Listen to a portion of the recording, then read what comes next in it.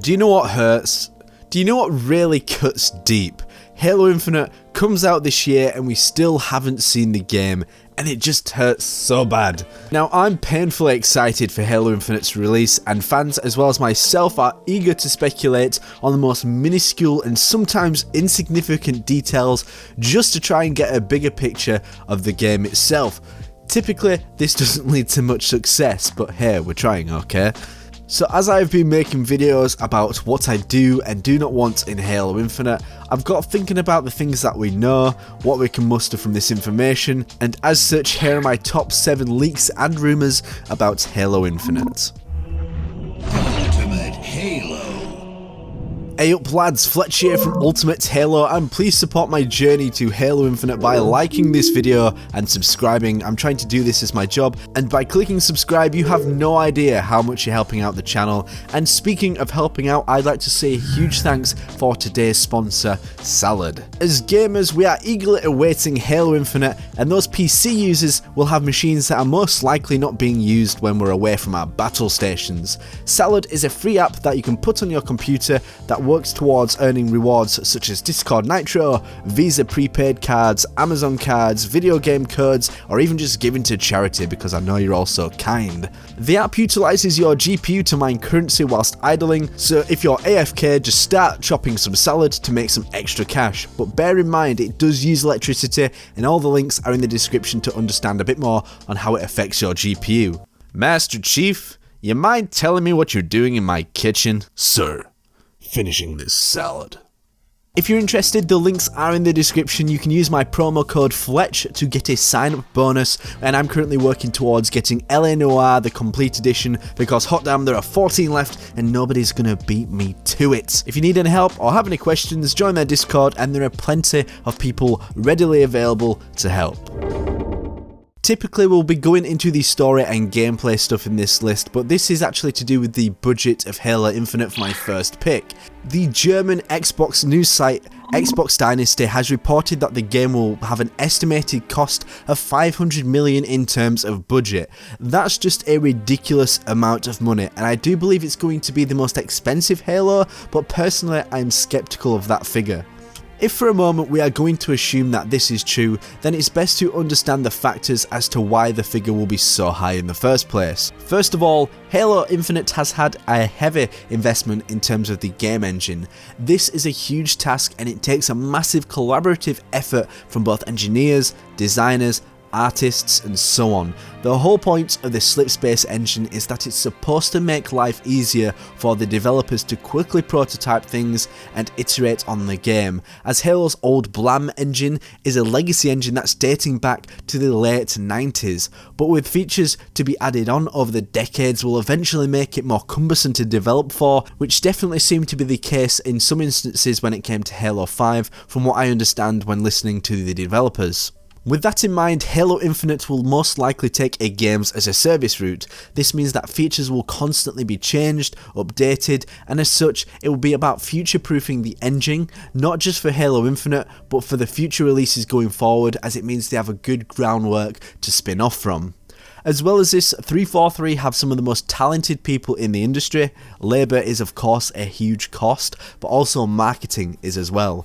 Marketing is extremely expensive, so with that said, when you're thinking about online ads, real life advertisements, commissions such as stuff like armour and for people to wear at events, cost of actually hosting these events, which is a lot of money. I actually went to the Halo 5 launch event in London in 2015, which was at the Roundhouse in Camden, which I do not think was going to be cheap. There was broadcasting, a free bar, a custom made crashed Banshee, as well as custom armour sets. Do this on a global level too, and you've got a lot of figures talking, and with Halo Infinite likely to be the game that's going to be used to sell consoles for the Xbox Series X, I have no doubt that they're going to go all in on Halo Infinite. But at the end of it all, Destiny cost $500 million as well, GTA cost $291 million when you factor in inflation, and also Modern Warfare 2 cost $298 million including inflation also. These were the most expensive games ever made, and their returns were huge, especially with GTA 5 making billions.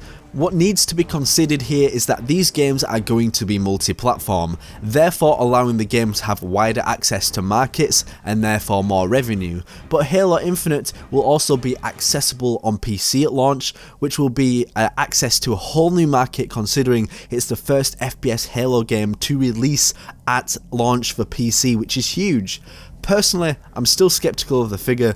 I don't know if it's going to be anywhere near that high, but when I look at it, Microsoft wants to sell consoles, so they need to sell Halo. I'd slash that figure in half and still say it's pretty reasonable, but I have no idea how the industry works in that respect, so I guess we can only find out. Ah yes, the infamous Halo Infinite grappling hook that has been floating around the web since late last year. There has been an image that has supposedly leaked online with a sniper rifle and some UI elements that show that there's a grappling hook in the game that looks like a very rudimentary build, and the builds used for testing typically are quite bare bones. The fancy stuff comes towards the end of development. As you probably can imagine, you don't want to make a huge map look pretty just for the gameplay to be trash and then have to start from scratch.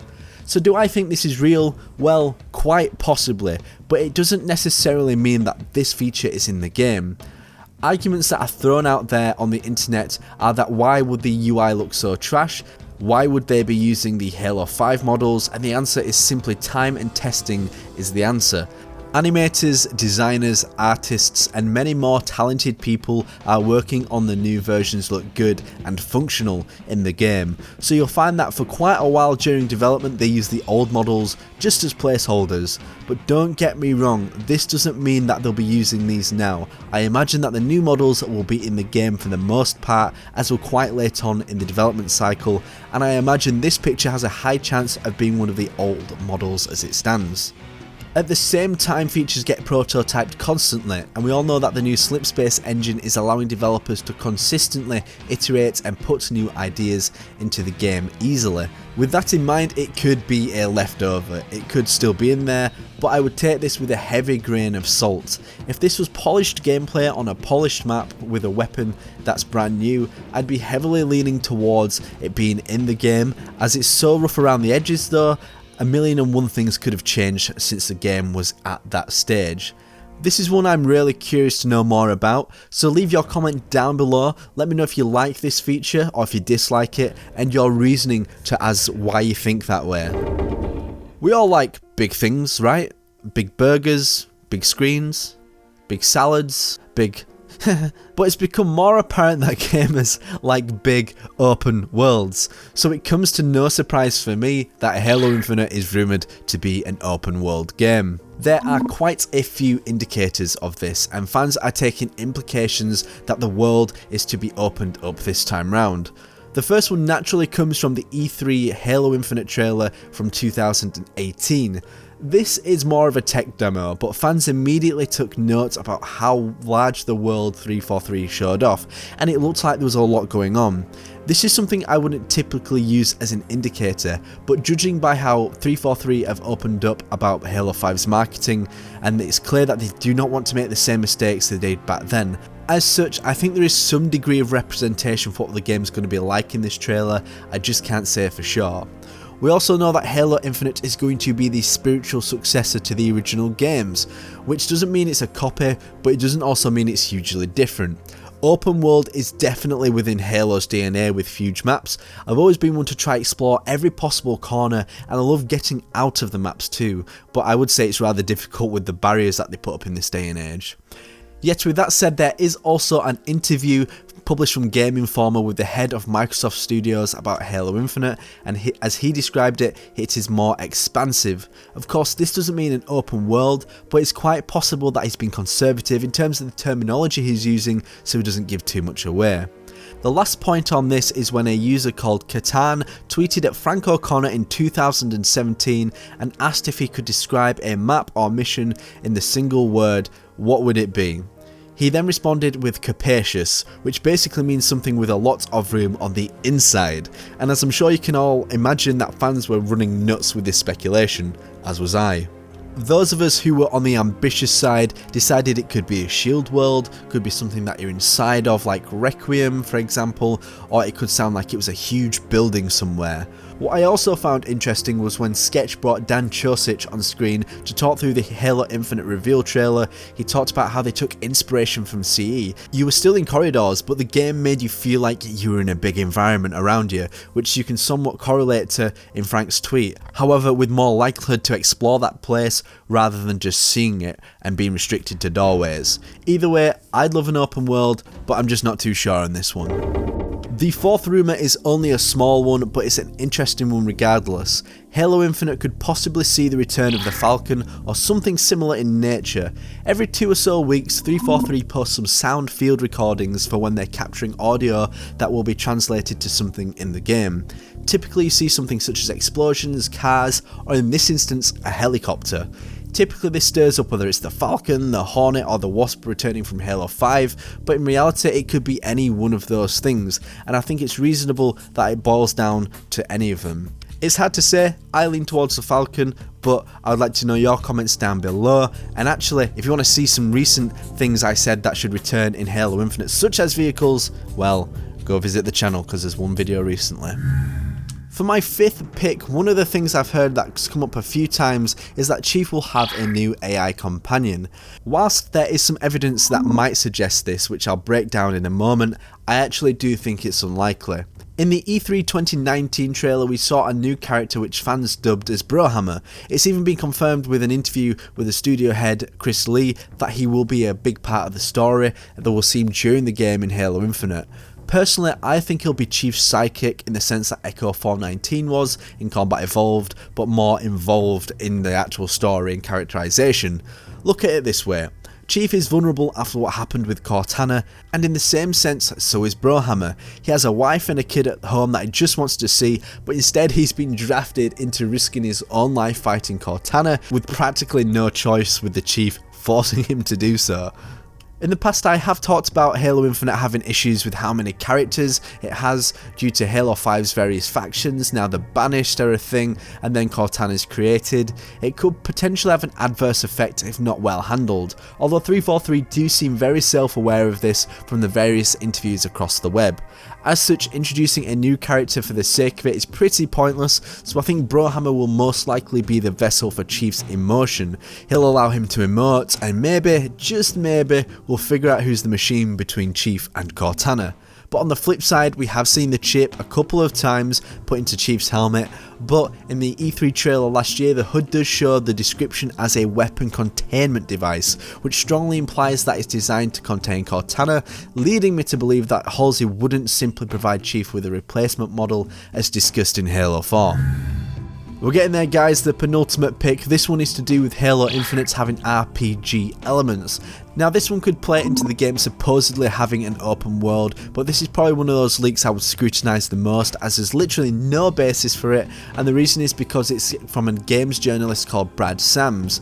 The issue with the apparent leak is that there's no evidence, there's nothing seen so far that suggests it, and Brad Sams definitely has had some credible leaks in the past, but also he's also had some flaky ones that have missed a mark from what I've seen, and in fairness he did predict that it was going to be called Halo Infinity rather than Halo Infinite. It's kind of close enough, so I don't know how strong his sources are, but I'm sure he's got someone with their ears to the ground. The last rumour I have read a few places on the internet, for the life of me I can't actually find a source, but it's that Infinite will have no multiplayer at launch.